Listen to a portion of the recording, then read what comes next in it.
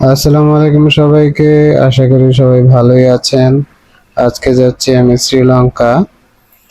Singapore transit আছে, তো চেয়েছিলাম দুইটা দেশ একসাথে ঘোরার জন্য। তো কসমস হলিডের ভুলের কারণে আমার যাওয়া হলো না একটা দেশে।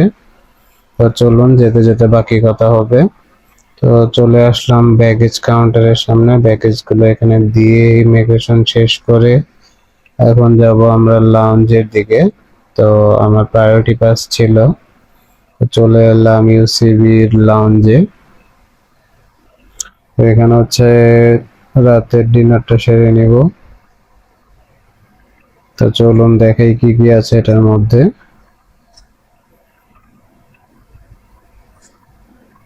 রয়েছে দুইটা কম্পার্টমেন্ট, নিচে এবং উপরে। তো আমি যে সময়টাতে এসেছি মানুষ অনেক ছিল, সিটই খালি ছিল না। তো কিছুক্ষণ দাঁড়িয়ে থাকার পর একটা সিট পাই।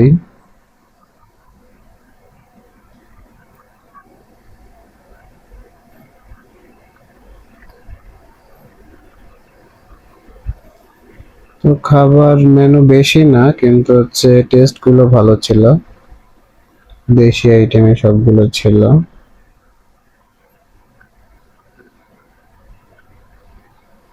তো নামগুলো আমি ধরে ধরে আলাদাভাবে বললাম না, সবগুলো লেখা আছে, চাইলে পজ করে নিতে পারেন। না, দেশি খাবার দেখলেই চিনবেন কোনটা কি, যার কারণে আলাদাভাবে বলিনি। জুস রয়েছে, ডেজার্ট। তো আমাদের ফ্লাইট চলে এসেছে শ্রীলঙ্কা এয়ারলাইন্স। এয়ারলাইন্সে ওদের এই দিক নির্দেশনা দেখানোর সিস্টেমটা খুবই সুন্দর লাগলো, খুবই আপডেট। তো চলে আসলাম সিঙ্গাপুর। তো এখানে হচ্ছে আমার 16 ঘন্টা ট্রানজিট। তো এই সারাদিন আমার এয়ারপোর্টেই থাকা লাগবে। সকাল 6টায় আমরা নামলাম, পুরো একদম রাত পর্যন্তই থাকা লাগবে। রাত 2টায় মেবি আমাদের হচ্ছে নেক্সট ফ্লাইট। সো আমি এখন একা, ফ্যামিলির সবাই যাচ্ছে সিঙ্গাপুরের ভিতরে, কিন্তু আমার থাকা লাগবে এয়ারপোর্টে শুধুমাত্র কসমস হলিডের ভুলের কারণে। তো ওরা হচ্ছে যে ভুলটা করেছিল, যে আমি অ্যাপ্লাই করেছি তাদের কাছে, ডকুমেন্টস দিয়েছি আমি একজন জব হোল্ডার, কিন্তু এরা পাকনামি করে বিজনেসম্যান হিসাবে অ্যাপ্লাই করে দিছে। ভুলে করছে না ইচ্ছে করে করছে জানি না, কিন্তু ভুল ওদের, মাসুল গুনতে হলো আমার। আমার হচ্ছে এক টিকিটে দুইটা কান্ট্রি ঘোরা হলো না। তো সবাই অবশ্যই এই জিনিসটা খেয়াল রাখবেন, যে যে কোনো এজেন্সিতেই দিবেন, যে ওদের ভুলের কারণে যাতে আপনাদের হ্যাসেল না হয়। তো আমি আজকে দুইটা জিনিস একসাথে করব। তো আপনাদের যদি লং ট্রানজিট থাকে, যদি হচ্ছে সিঙ্গাপুরে আপনারা ঢুকতে না চান, কিভাবে সার্ভাইভ করবেন, কিভাবে সময়টা পাস করবেন, এই জিনিসটাই সম্পূর্ণ দেখাবো এই ভিডিওতে। ওদের হচ্ছে এয়ারপোর্ট টার্মিনাল টোটাল 4টা, আমি হচ্ছে 3টাতে ঘুরবো। প্লাস কি কি থাকবে, কি কি খাবেন, সবকিছুই মোটামুটি দেখাবো। তো ওদের এয়ারপোর্ট গুলো এতটাই সুন্দর, যেখানে হচ্ছে আপনাদের সময় এমনিতেই পাস হয়ে যাবে, মনেই হবে না যে এতক্ষণ আপনার ট্রানজিট।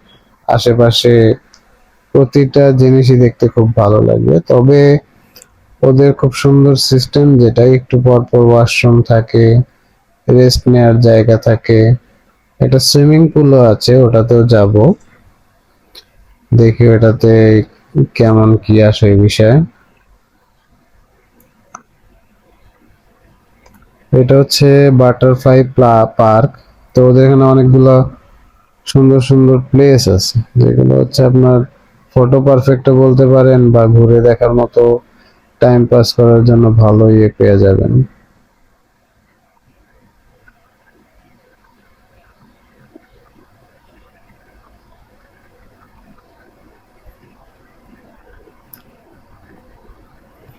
বিভিন্ন রকমের বাটারফ্লাই ওরা এখানে রাখে, এবং বাটারফ্লাই এর খাবারও দেয় এখানে।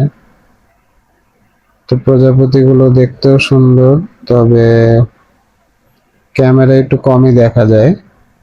এমনিতে খালি চোখে দেখা যায় যে আছে, কয়েকটা উঠতেছে।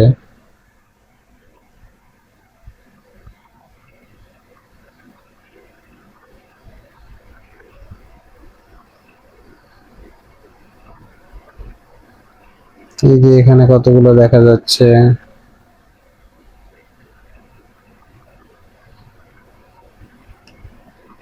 তো বিভিন্ন ধরনের বাটারফ্লাই ওরা সংরক্ষণ করে রাখছে এখানে।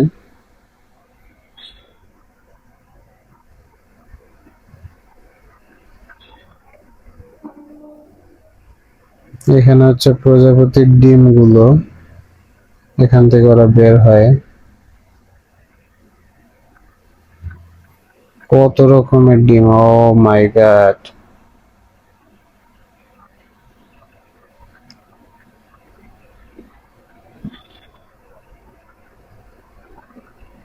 এগুলো হচ্ছে খাবার, মেবি আনারস কেটে রাখছে, এগুলোই খাচ্ছে। ওই যে কয়েকটা উঠতেছে।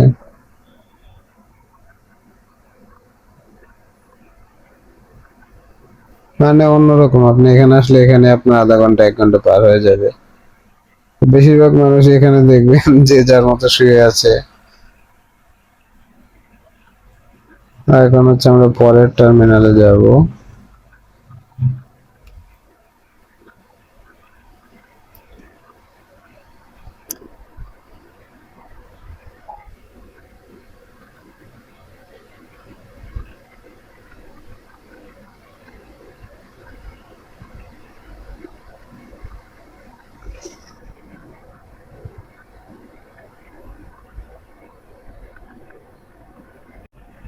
সকল ধরনের খাবারও পেয়ে যাবেন। তো এখন আমি যাচ্ছি সুইমিং পুলের দিকে। তাই হচ্ছে সুইমিং পুলের এন্ট্রেন্স। তো এখানে ঢুকে দেখলাম $28 মতো লাগে। তো চিন্তা করলাম সুইমিং এর দরকার নেই, $28 দিয়ে আমার সারাদিনের খাবার হয়ে যাবে। তো আবার এদিকে ভিতরে ভিডিও করাও নিষেধ। তো আর কি করার, সুইমিং পুলটা পুরোপুরি দেখাতে পারলাম না। তবে এমনিতে অন্য ভিডিওতে দেখেছিলাম যে এটা ফ্রি মেবি। তো এখন আবার দেখলাম $26 নাকি এরা চার্জ করে। তো সকালের নাস্তাটা সেরে ফেলি। তো চলে আসলাম একটা ফুড কার্টে।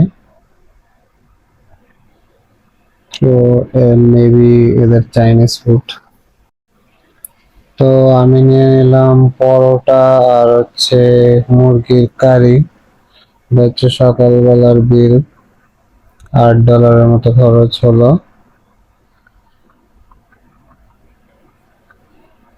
তো যেহেতু এয়ারপোর্ট, খাবারের দামটা একটু বেশি হবে, এটাই স্বাভাবিক। তো এখানে আরেকটা পার্ক ওদের, মেবি সানফ্লাওয়ার পার্ক, বেবিদের জন্য খেলার জায়গা।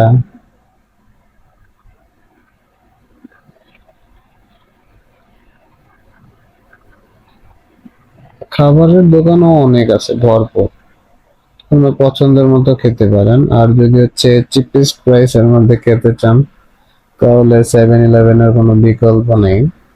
7-Eleven এখানে হচ্ছে বিভিন্ন প্লেসই আছে, আমি দেখাবো কিছুক্ষণ পর। এটা ওদের আরেকটা পার্ক, মনে হচ্ছে উপরে মাছ যাচ্ছে, কিন্তু পুরোটাই হচ্ছে এলইডি স্ক্রিন। এগুলোর সাথে খুব সুন্দর সুন্দর সাউন্ডও থাকে। তো আপনার মনে হবে যে না, আপনি একটা ন্যাচারাল, অরিজিনাল ন্যাচারাল প্লেসে আছেন, এরকমই।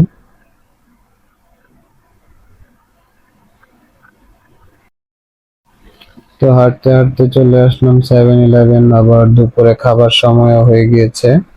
তো এখান থেকে হচ্ছে লাঞ্চটা খাবো। আমি জানি 7-Eleven হচ্ছে গিয়ে আপাতত এশিয়ার মধ্যে আপনি যেখানেই ঘুরতে যান, 7-Eleven হচ্ছে বেস্ট প্রাইস আপনাকে কেউই দিবে না। তো এখানে বিভিন্ন ধরনের সেট মেনু থাকে।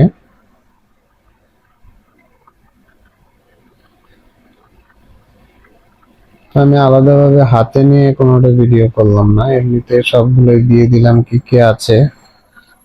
প্রাইস হচ্ছে গিয়ে বেস্ট পাবেন। এমনিতে এয়ারপোর্টের মধ্যে সবচেয়ে কম দাম এখানেই পাবেন, সবকিছু যেটাই কিনেন এখান থেকে।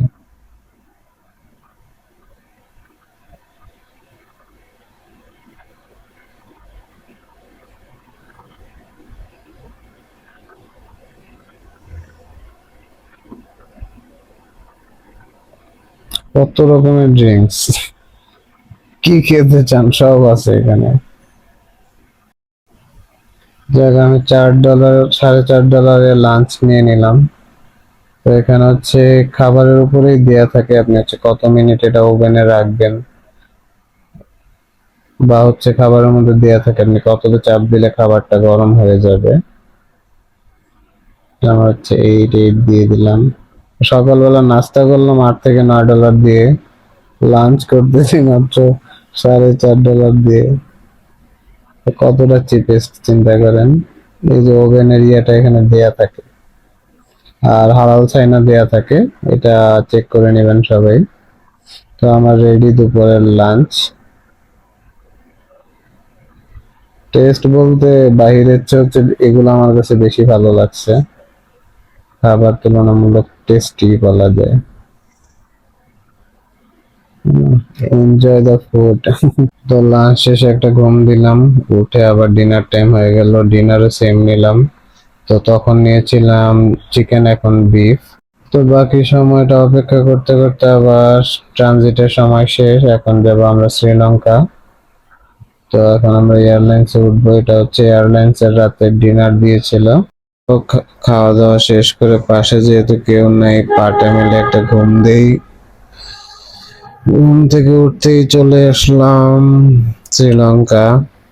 এখন ইমিগ্রেশন শেষ করব, ভালোই অনেক পর্যটক আছে।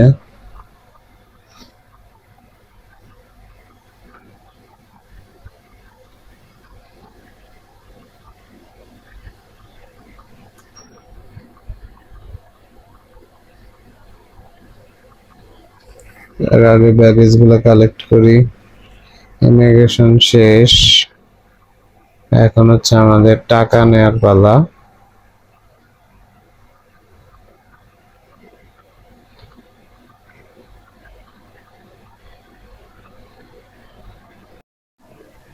তো এই এটিএমটা থেকে আমরা টাকা উইথড্র করলাম।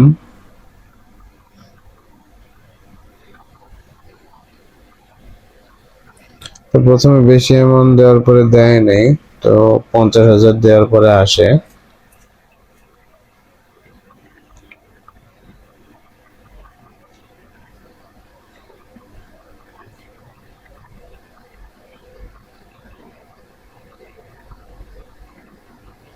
এসে পড়েছে টাকা।